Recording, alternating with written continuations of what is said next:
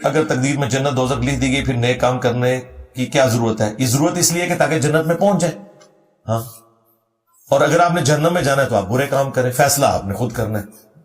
اور یہی لکھا ہوا ہے حدیث کے اندر بخاری مسلم میں.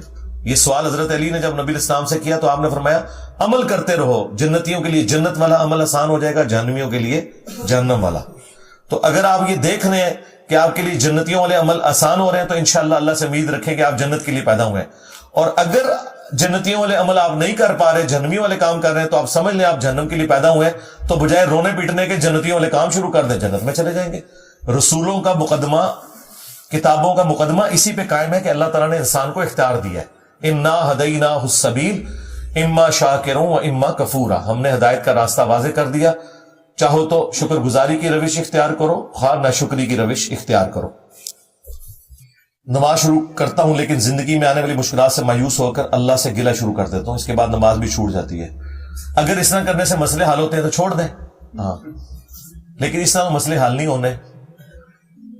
مسئلے حل ہوں یا نہ ہو، نماز ہم دنیا میں جینے کے لیے نہیں پڑھ رہے، آخرت کی تیاری کے لیے پڑھ رہے ہیں. ہاں، ایک بندے کو غصہ آیا ہوا ہے اور وہ کہے کہ جی چونکہ مجھے دھکا دے دیا تھا سمندر میں کسی بندے نے یا دریا میں نے ہاتھ پاؤں نہیں مارنے، تو بھائی ڈوب جاؤ گے. لیکن وہ کہے کہ مجھے پہلے بتاؤ مجھے دھکا کیوں دیا اور کس نے دیا. ہم کہیں گے بھائی کنارے تو لگو، پھر دیکھ لیں گے. لہٰذا یہ جو گیون سرکمسٹانسز ہیں ان سے نکلنے کے لیے آپ کوشش کریں. ٹھیک ہے، تو یہ اللہ تعالیٰ کے ساتھ اگر آپ شکوہ کریں گے دنیا کے اعتبار سے اپنی کامیابی کو دیکھ رہے ہیں نا، ہمیشہ کی جو کامیابی ہے اس کو تو نہ اپنے ہاتھوں سے خراب کریں بھائی. نبی علیہ السلام کی اہل البیت کی تکلیف کو یاد کریں، انشاءاللہ صبر کرنا آپ کے لیے آسان ہو جائے گا. کیا باجماعت نماز میں دوسری صف میں اکیلے کھڑے ہو کر مقتدی کی نماز ہو جائے گی؟ مجبوراً ہو جائے گی اس صورت میں کہ اگر پہلی صف کے لوگ ایجوکیٹ نہیں ہیں.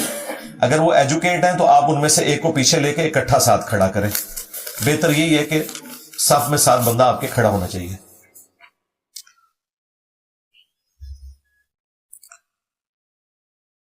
مبلغ ہونے کی شرائط قرآن و سنت کی روشنی میں، یعنی جو تبلیغ کرنے والا ہے تو وہ تو خود بار شریعت میں لکھا ہے. اور باپا جانی بھی بتا رہے تھے کہ جو خود پڑھ کر اردو کتابوں سے بھی قرآن و سنت کے مسائل لوگوں میں بیان کر سکتا ہے تو وہ تبلیغ کر سکتا ہے.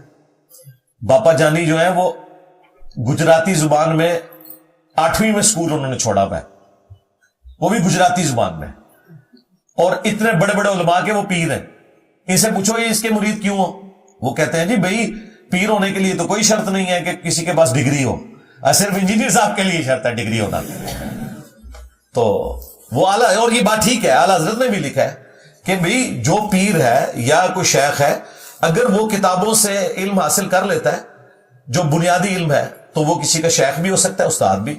اور نبی اسلام نے تو پہلے ہی فرما دیا بلغوا عنی ولو آیا، پہنچا دو میری طرف سے خواہ ایک آیت ہی آتی ہو. ہم وہ آیت آنی چاہیے، یہ نہ ہو کہ آیت پڑھ رہے ہو ایاک نعبد و ایاک نستعین اور اس سے شیخ عبد القادر جیلانی المدد ثابت کر رہے ہو. اس طرح دی آیتاں نہ آنی ہو تو اس کے تحت تو ان کے علماء بھی سارے فیل ہیں، وہ بھی مبلغ نہیں ہو سکتے، وہ قرآن و سنت کی تحریف کر رہے ہیں. تو مبلغ ہونے کے لیے کتاب و سنت کا بنیادی علم آپ کے پاس ہونا ضروری ہے.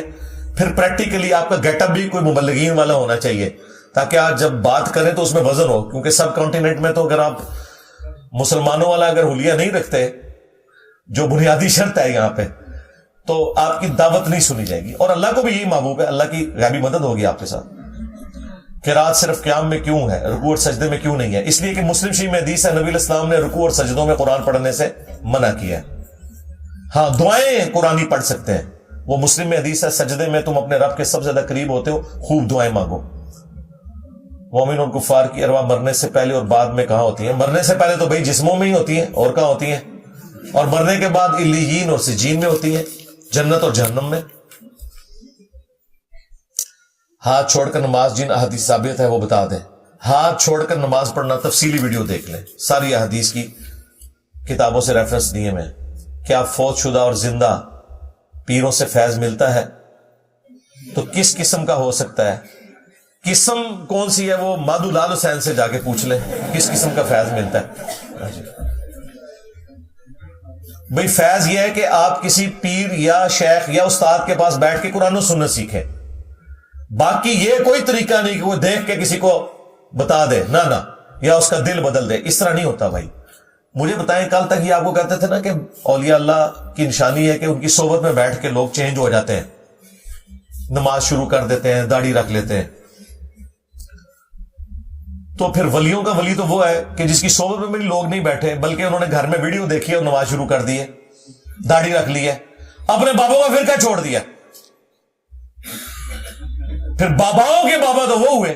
اگر یہی کرائٹیریا تم نے بنانا ہے، ہاں سوچ دے رہی ہو ٹائم قیامت تک جائے. قسطوں پہ گاڑی لینا بینک سے، صرف اسلامک بینک سے لے سکتے ہیں.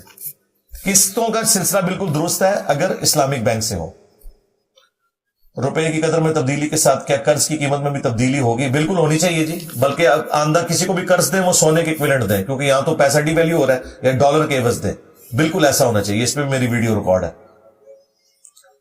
مولوی صاحب کہتے ہیں کہ رفیدین کرتا ہے تو صرف امام احمد بن حنبل، امام مالک، امام شافعی کی فقہ کو فالو کرو.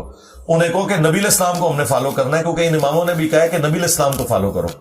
امام مالک کس کو فالو کرتے تھے؟ امام شافعی کس کو فالو کرتے تھے؟ نبی علیہ السلام کو. تو ہم بھی بھائی نبی علیہ السلام کو فالو کریں گے. ہم نے ایسے کر کے کام کیوں پکڑا ہے؟ غزوہ ہند کے متعلق کیا حقیقت ہے؟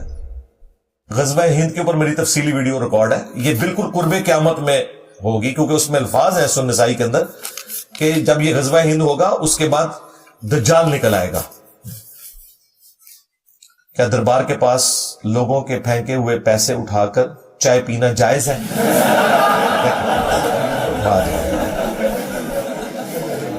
نہیں، وہ تو چوری ہے جی، وہاں سے آپ نہیں پی سکتے. ویسے آپ وہاں کوئی اگر لنگر ہے اللہ کے نام کا تو وہ پی لیں. حضرت ابوبکر کو اگر احساس ہو گیا تھا کہ حضرت علی علیہ السلام کو مشورے میں شامل نہیں کیا تو بعد میں حضرت علی کو نامزد کیوں نہیں کیا؟ اس لیے کہ وہ بیعت ہو چکی بھی تھی اور حضرت علی نے ایگری کر لیا. اگر حضرت علی اس وقت بھی مخالفت کرتے تو پھر یہ اگلا سٹیپ طے ہونا تھا. کیا دجال خانہ کعبہ میں داخل ہو سکتا ہے؟ اس کے اوپر میری تفصیلی ویڈیو ہے. وہ ایک حدیث ہے بخاری مسلم کی کہ نبی علیہ السلام نے دجال کو طواف کعبہ کرتے ہوئے دیکھا ہے خواب کے اندر. اس کی تعبیر پھر جو محدثین نے بیان کی ہے وہ یہ ہے کہ وہ طواف سے مراد ایگزیکٹ مطاف کے اندر نہیں ہے، بلکہ کعبے کی باؤنڈریز کے باہر، مکے کے باہر وہ گھومتا ہوگا اندر داخل ہونے کے لیے. لیکن بخاری مسلم میں ہے کہ مکے اور مدینے کے اوپر فرشتوں کا پیرا ہوگا. اس کے اوپر تفصیلی ویڈیو میری ریکارڈ ہے. کیا دجال کعبے میں داخل ہوگا؟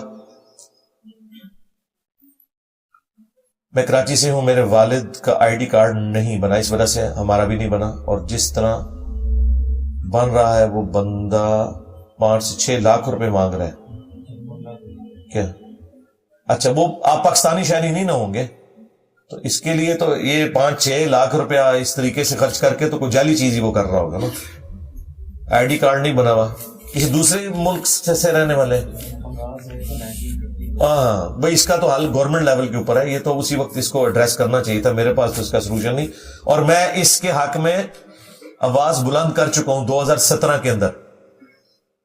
جب یہ وہ برما والا ایشو ہوا تھا اس وقت بھی میں نے کہا تھا جو یہاں پہ بنگالی ہیں یا برما کے لوگ اس وقت شفٹ ہوئے میں ان کو اب نیشنلٹی دیں.